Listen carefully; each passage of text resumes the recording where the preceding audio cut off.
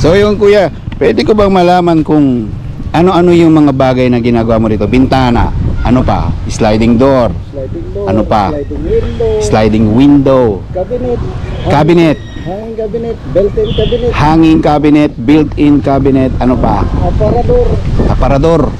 Pwede na rin ba aparador na ano? aluminum. Ito malupit. Kabaong, gumagawa ka. O di ba made of aluminum yun? Hindi pa. Paano gawin?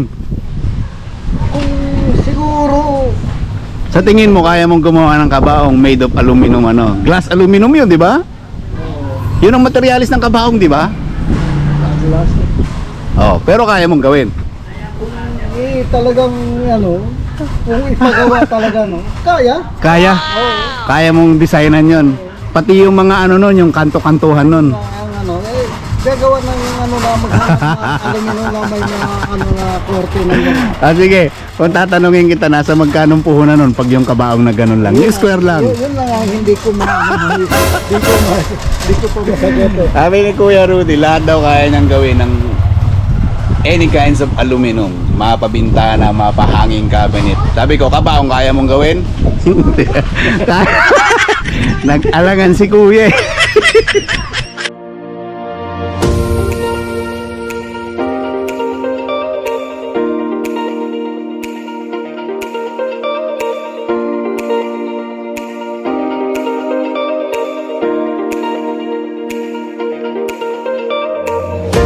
Bali ano to tayo, ginawa nyo to, order sa inyo to.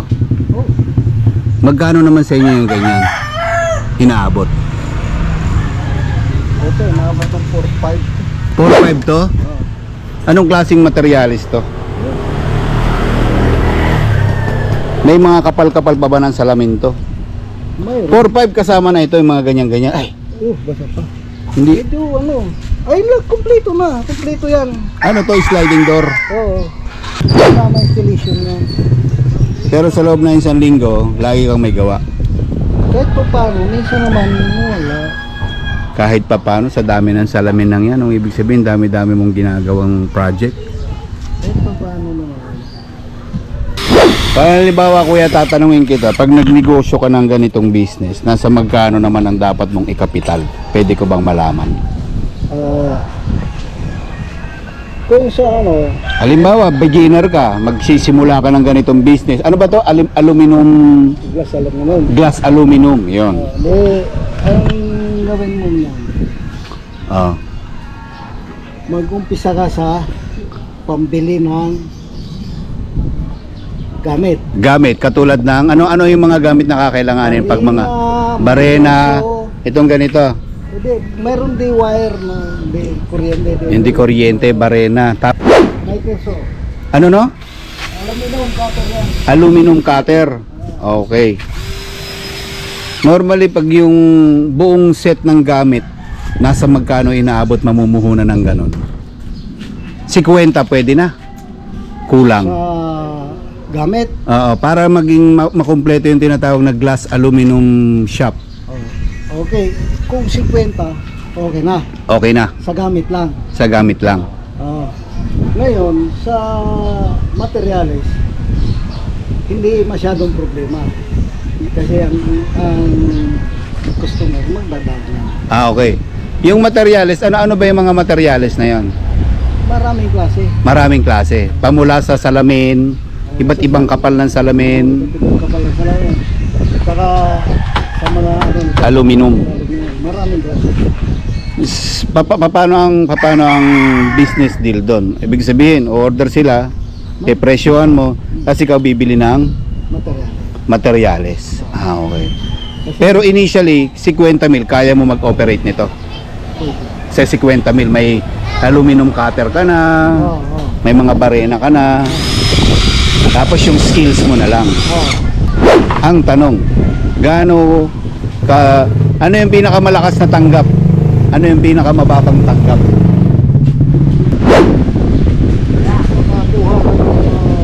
Building na. Halimbawa nakakontrata ka ng isang building, magkano ang kalakaran dyan? 200,000? Mahigit? Ginawa ko sa tatlong palapa. Ay, tatlo. Naka-glass aluminum lahat yun. Glass aluminum. Ah. Magkano kontrata ng kuya? 1.6. Magkano? 1.6. 1.6. So sa 1.6 na yon, hatiin natin sa kalahati. Palagay mo na, materyales. Tapos yung kalahati nun, yun yung pinakangano mo, tubo mo. Hindi rin isa kasi, ano, pag prepresyon na tutubo ka ng kalahati, basang, maghanap ng ano yung gusto mo. Lang. Ano yun mo lang, kikita ka, makapagbayad ka ng 1,000, kikita ka. Sabihin na lang natin kuya yung 1.6, nasa magkano kinita mo nun? Mga panahon nun, nasa magkano? Siguro, sa 1.6, Sa 1.6. Kumita ka ng malinis doon, magkano? 100. wala, 1.6. Ay, 100. Mahigit. Mahigit, 200. Ang pinakamalinis ko doon, bawas na yung labor. Hindi kasi 'di ba 1.6 yung plus yung materialis mo pa, tapos yung mga tao mo pa na gumawa. Ang pinakamalinis ko, pinakamalinis na yun, mga 500,000 kalahating milyon. Tapos ano 'yon? 1 month production 'yun. Ginawa namin isang buwan kalahati. Isang buwan at kalahati sa halagang 1.6 tapos kalahating milyon sa iyo. Panalo. Ano naman yung pinakamahinang tanggap? Ayun yun. Kaya ka lang mga screen door, mga lagayan ng candy. So yun pala. So 50,000 kung bago ka sa business, 50,000 pwede ka na makapag put up ng business. Oo. Ayun, ang sinasabi ni Kuya Rudy na pag naka-jackpot ka ng kontrata, let's say mga malalaking company, so from 1 million pataas, so meron kang 500,000 doon. At sabi niya, ginawa niya lang daw for 1.5 month. 3 palapag yun. Di ba Kuya Rudy? So, ganoon yung business ng glass aluminum. Yung kitaan. Siyempre, una sa lahat, kailangan mo lang makapag-provide ng mga basic tools like glass, aluminum cutter. Siyempre, yung mga drill mo. Yung di battery, tsaka may plug. Tapos itong scrap na to, ipon-ipon na lang to. 23, 22. Oo, alam ko. 23, 22. May nag-vlog ka dito. Interview ako. Balikan mo naman. Kaya mo kuya. Ha? Ayoko, baka hindi ako tumama eh. So tama ako. Bakit mo naman siya sabihin Hindi ako palataya ng ganyan. Hindi ako marunong yan eh. Pero ibig sabihin ko yung Rudy, sa araw-araw hindi ka nawawalan ng... Minsan meron talaga wala. Minsan may araw na wala. Pero kung nasa labas ako, palagay ko, Palagay mo na kung may araw-araw kang tanggap ng mga small job lang. Mga siguro may malinis kang 1,000. Lampas. siguro. Yun sa mga small project yun, ng mga sliding door, window. Oo. Kasi, halimbawa, sa isang sliding window, Sa sliding window. yan gagawin yan. Halimbawa, ito sliding window. Yan. Okay. Yan. Gagawin yan, mga 2 oras. 2 oras. Okay. Tapos installation, Installation. sabi natin mga 1 oras. Basta walang ang puhunan dyan, kung kukuha ka ng materials na i-done mo sa cut size, Aha. ang puhunan dyan, mga 2,800. Ang puhunan 2,800. 800. Okay. Yung iba na, Kasama ano na 'yon? Labor and material na 'yon. oh, Okay. Tapos patong ka na lang. ang ano ko yan, 3,800. From 2.8 to 3.8. So may 1,000 ka nga, no?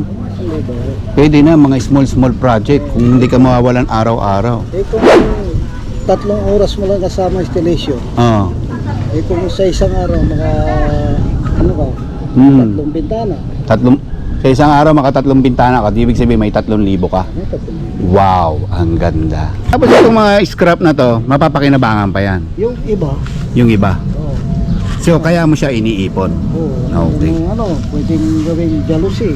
Pwedeng gawing jealousy, pwedeng gawing ano pa ba. Itong mga aluminum na to, marami pang paggagamitan yan, di ba kuya? Ito cladding. Oo. Aluminum cladding to, marikaso yun. Mga rita-ritaso na lang.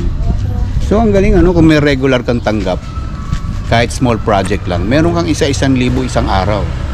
So kung meron kang 3 project, small project na tigta 3 oras lang, Di, sa buong hapon. sa buong maghapon, 3 project, 3 small project, Tatlong 3 bintana, meron ka ng 3,000. O, biruin mo kung araw-araw ka may 3,000, bah, ang sarap nun. Tapos, syempre, babawas mo pa dyan yung kuryente mo. Yun sa kuryente mo, kumusta naman yung mga billings mo dyan? Syempre, gumagamit ka nitong machine na to. Ang Sa kuryente mo, nasa magkano inaabot ka lang dyan? 2,000, 3,000. gawa ko rito, nung nakaraan na nasa Mindanao ako, Oo. wala. Oo. Walang masyadong kuryente. Hmm. Ang kuryente ko, hindi umaabot na 3,000. So yun lang sa isang buwan, hindi umabot ng 3,000. Pwede na. Ngayon, ang kuryente, umaabot na ng 3,700. 3,700 na. Dahil sa nagtaas na rin. Dahil sa nagtaas na. Pero not bad pa rin kuya, no? O ito yung sunod kong tanong kuya, halimbawa kung meron kang glass aluminum business, dapat ba ilan ang taong meron ka? Pag big project, ilang tao dapat meron ka? Dapat marami. Ilan? 5? 6? Ano? Mga 6. So, kung milyon na ng labanan. Oo. Ngayon kung small project lang, mga binta-bintana lang sa mga bahay-bahay, ganun. 2. Kasama ka. Kasama ka na. Ang galing pala nito. Di ba galing pala? Kaya pala marami nagbi-business ng ganitong glass aluminum, ano? Pero sa bahay ngayon, kuya, no, hindi na nawawala talaga yung glass aluminum na design, ano? Particular sa mga slider. Katulad nito, magkano nga ulit tanggap mo nito, kuya? Sliding door to, di ba? Sliding door. Oh. Single. Single. Magkano to? 4,500 to. Oh, Tuhunan mo nito, nasa magkano lang? Palagay mo na. 7 feet. 7 feet. Sabi natin mga ano.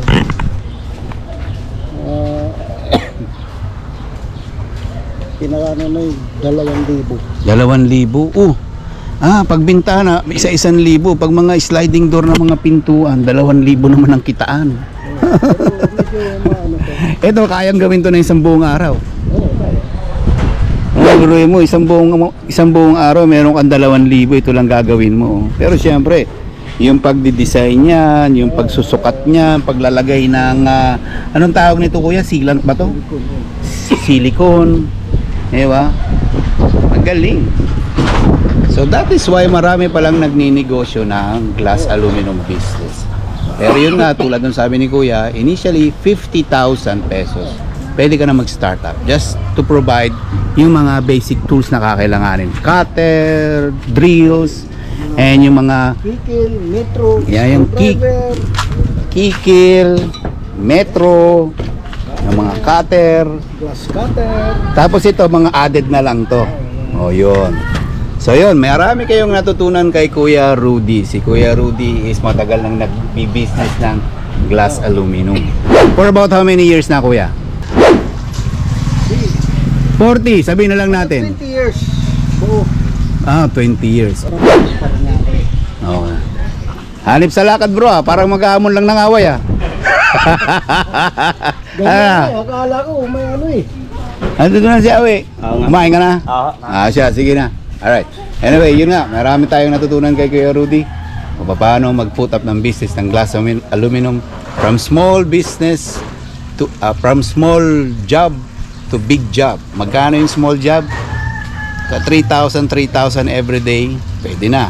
Pag mga malakihang project like mga company, 1 point something, 1 million, 1.6 up to depende sa madidil mo. Ano nakatulad ng mga PM. Pero ang tanong kuya, sa loob ng isang taon, ilang beses ka nakashoot ng malaking deal?